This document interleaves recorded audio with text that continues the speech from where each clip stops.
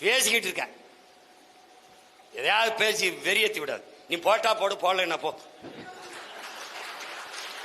அன்பிற்குரியவர்களே, இது அண்ணன் பல நேரத்தில் இது போல சொல்லுவார். நீ வந்தாவா வராட்டா போச்சு, நான் சொல்றதை சொல்றேன்னு சொல்லுவார். இயேசுநாதர் இதே மாதிரி நிறைய நேரங்களில் சொல்லியிருக்கார். கேட்க செவி உள்ளவன் கேட்கட்டும் அப்படின்னு இருக்கிறார். சொல்லியிருக்காரா?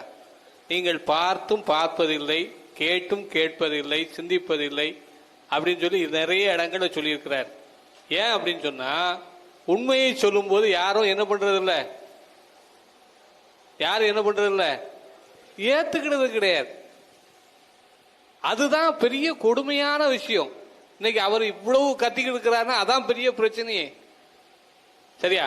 அதனால இது போன்று நிறைய மேடைகள் அவர் பேசியிருக்கிறார். இருந்தாலும் மீண்டும் நாம் தெளிவு பெற வேண்டும். ஏன்னா நம்மெல்லாம் எப்படி அப்படின்னு சொன்னா, இப்படி பிரசங்கம் கேட்டு என்ன ஆயிடுச்சு, நமக்கு பிரசங்கம் கேட்டு இந்த காதுல கேட்டு இந்த காதுல விட்டுட்டு போற ஆளுங்க. அதனால என்ன ஆகுது, அது பெரிய அளவுக்கு உள்ள போய் நிக்க மாட்டேங்குது. அதனால தயவு செய்து இதை சிந்தித்து பாருங்கள்.